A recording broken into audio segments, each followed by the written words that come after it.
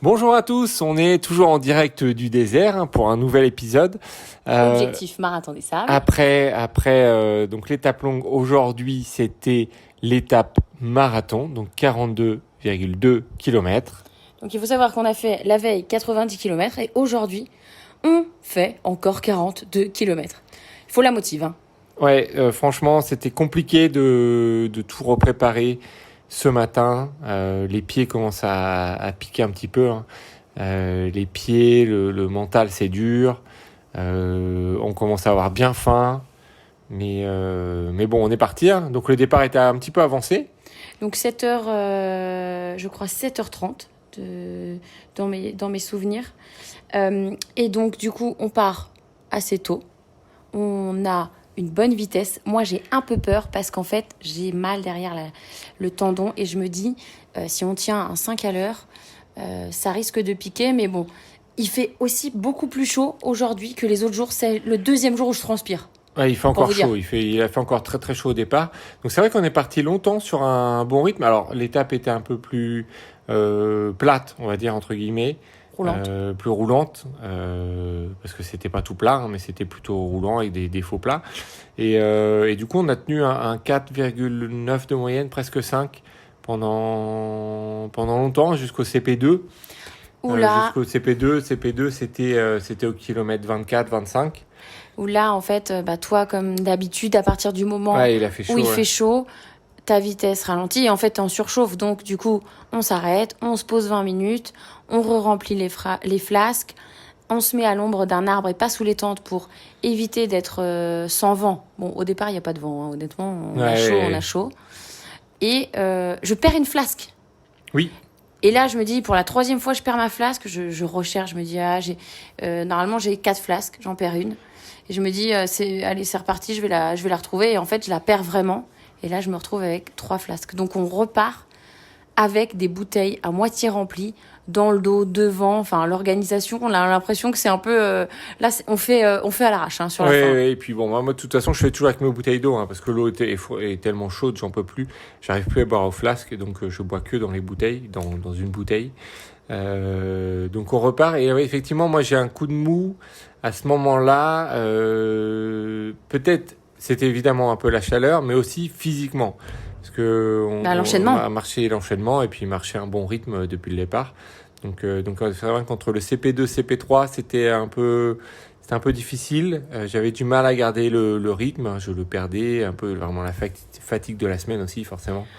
Il faut aussi dire que je te posais la question si tu mangeais, tu me disais oui, et en fait tu mangeais pas. Donc ça pouvait être aussi un facteur que tu sois pas forcément 100% bien. Parce qu'il voulait pas m'inquiéter. C'est possible, voilà. Donc on a mis combien de temps l'étape là? On a mis 8 heures. On a mis 9h45. 9h45. En fait, dans notre tête, au départ, on s'était dit, allez, on va mettre 11h, 11h30, parce que on était rincés, on s'est dit que ça allait être compliqué. Mais en fait, moi, plus je vois, on avance, qu'on a quand même un bon rythme, même si tu ralentis sur la partie après le CP2 et même sur les dunes, où là, il fait honnêtement une chaleur, mais vraiment à crever. Franchement, il y a un moment donné... De toute façon, c'était ressenti toujours à 60 degrés. Voilà. Hein, entre 55 et 60 degrés au plus fort de la journée. Là. Et là, on arrive au CP3. On arrive au CP3, mais je voulais dire que j'avais trouvé une technique. Bon, c'est dommage que je l'ai trouvé le dernier jour, parce que peut-être ça m'aurait aidé un peu au départ, mais avec le bœuf, en fait, j'avais un bœuf, notre bœuf Trail the World, que j'avais mouillé, que je mouillais, et du coup, quand il y avait du vent, ça rafraîchissait. Mais je l'avais pas mis juste autour du cou, je l'avais mis sur toute la tête. Du coup, j'avais comme l'impression que ma tête était tout le temps un peu dans le froid. Et donc après, en discutant avec quelques bénévoles, dont Laetitia, une fille de Normandie que je connaissais, qui me dit en fait ça c'est le frigo berbère. C'est comme ça qu'ils font, qu'ils gardent l'eau un peu fraîche, etc. C'est qu'ils mettent toujours une couche, que ce soit en coton, en laine, en n'importe quoi, qui mouille et qui mettent autour. Et du coup, ça tient un peu frais. Et donc, j'ai découvert vraiment ça sur cette étape, et je pense que ça m'a sauvé un tout petit peu l'étape parce que c'était mieux que les autres. Et aussi, on a eu confirmation en plus de Mathieu Blanchard qui lui nous a dit que même ses vêtements était à moitié en coton parce qu'en fait, ça gardait plus longtemps le frais. Donc, plus tu mouillais, en fait, les vêtements techniques dans le désert, c'est limite à proscrire parce qu'il faut mouiller des vêtements qui tiennent longtemps l'eau pour en fait être au frais le plus longtemps. Et ça, c'est ouf. On se dit du coton, on va jamais courir du coton. Et en fait, si, c'est une bonne idée. Donc voilà, c'était une bonne idée. Voilà, j'étais content d'avoir trouvé ça parce qu'effectivement, de nouveau, la chaleur, là, il y en a marre. Je veux dire, ce matin, j'ai pas envie de mettre de la crème solaire, on n'a pas envie de partir, on n'a pas envie d'avoir chaud, de boire de l'eau chaude à 40, 45 degrés l'eau. Je crois que mentalement, c'était dur. Ouais. Mais au CP3, qu'est-ce qui se passe? Fred commence à accélérer et il commence à nous faire du 5 à l'heure. Mais moi, je suis rincée, c'est-à-dire que j'en peux plus. Enfin, Fred dit que j'en ai marre de la chaleur, mais moi, j'en ai marre d'avancer 200 km. On n'est plus à 200, à 10 km près, quoi. J'ai envie d'arriver. Oui, mais bon, voilà. Moi, je suis parti. À un moment donné, j'ai dit, allez, il faut que je me mette un rythme. Il faut arriver le plus vite possible au camp, toujours pour se reposer, etc. Bon, on savait que c'était la dernière, c'est la dernière grosse étape. C'était la dernière aujourd'hui. Il reste demain, l'étape de solidarité, mais ça va passer.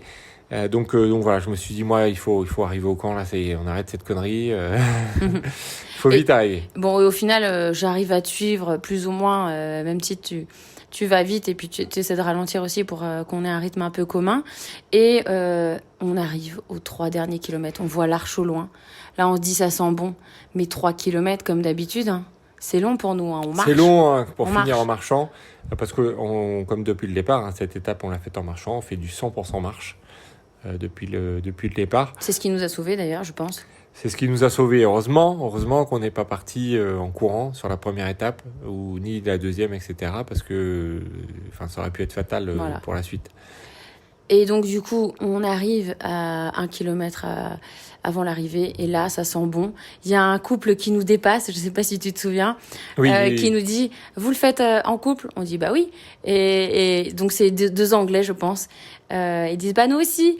Et on est toujours mariés. Voilà, on sent que en fait, le marathon des sables, à le faire à deux, en couple, c'est une épreuve. Nous, on l'a vécu. Ça s'est bien passé, mais je pense qu'il faut vraiment se connaître. Il faut vraiment avoir une connaissance de l'autre, savoir quand ça va pas, ce qu'il faut dire, qu'est-ce qu'il faut faire. Et surtout, avoir envie tous les deux de faire cette course. Ça, pour nous, je pense que c'était aussi la clé. Si l'un avait pas envie, je pense qu'on n'aurait pas pu y aller. Ça aurait été, on y serait allé, mais ça aurait été très compliqué. Parce que forcément, vu les conditions dans lesquelles on passe la semaine, on parle pas que de la chaleur, on parle de toute la vie autour du camp, les conditions dans lesquelles on est. Il faut s'accrocher. Donc oui, effectivement, il faut bien se connaître. En tout cas, cette étape, on la termine, on arrive sur la ligne.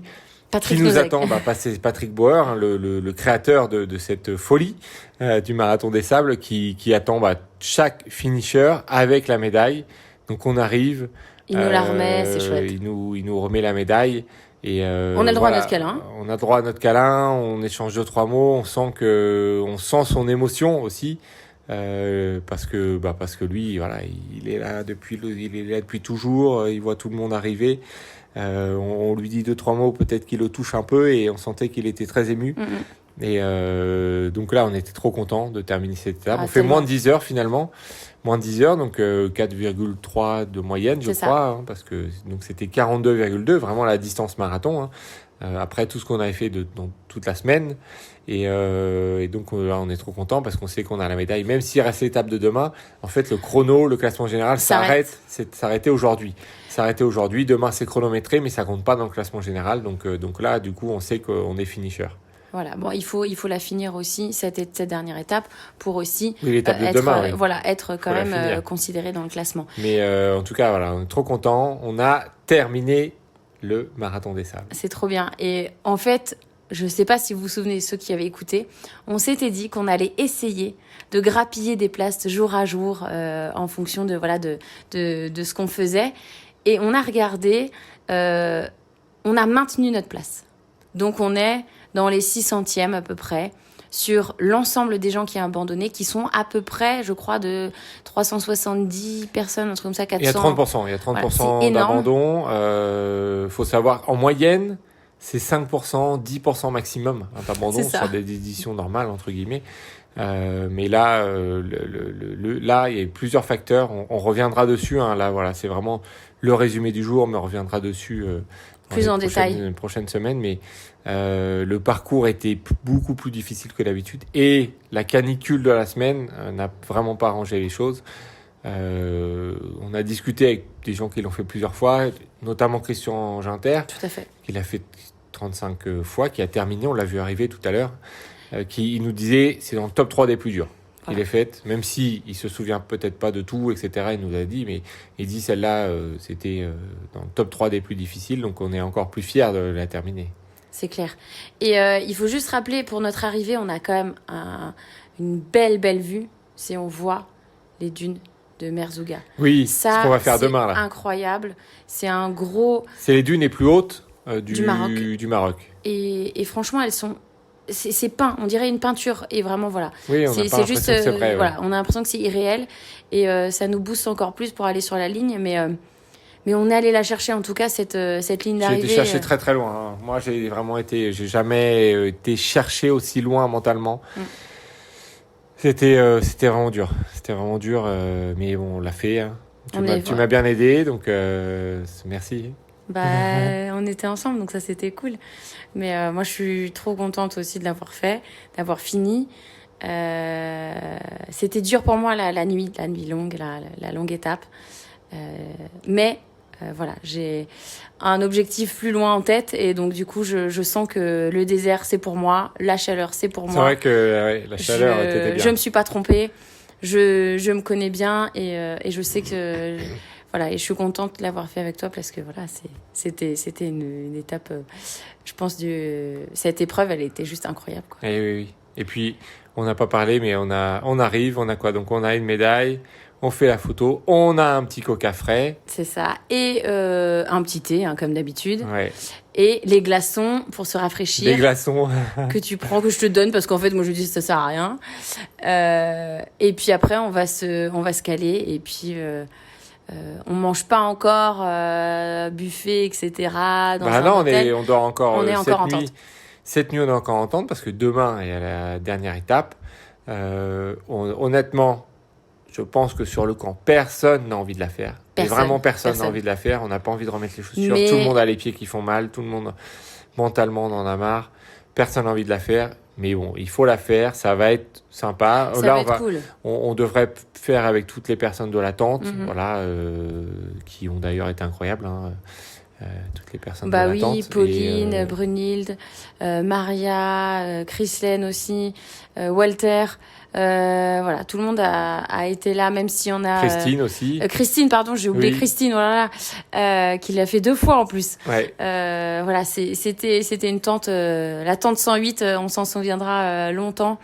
Des rencontres de fous avec des gens qui vont plus ou moins vite, donc des expériences totalement différentes. Mais une seule envie, c'est d'aller sur la ligne. Et ça c'était cool. On va vous laisser parce que ça va être l'heure de dormir. Et puis, on est content. On est très fatigué. On est fatigué. Mais on est content d'avoir fini. C'était vraiment pas gagné. En tout cas, pour moi, dès la première, deuxième étape, c'était très, très, très loin d'être gagné. Je pensais pas arriver jusque-là. Mais on y est. Et puis, on vous fera de toute façon un petit insight de vraiment comment ça s'est passé à l'intérieur, parce que là, on vous fait après la course. On a fait plusieurs enregistrements, évidemment, pendant les courses, sur le camp, etc., qu'on vous débriefe pas là tout de suite, parce que on peut pas monter, etc., et voilà, etc. Donc, voilà, dans les prochaines semaines, mais voilà. En tout cas, vous avez nos petits résumés un petit peu tous les jours. On vous en refera un demain pour la fin de l'étape solidaire, hein. Donc, dernière nuit ce soir dans le désert, dernier réveil demain. Et puis après c'est dernière étape, Ouarzazate et la maison. Et merci encore de nous avoir écoutés.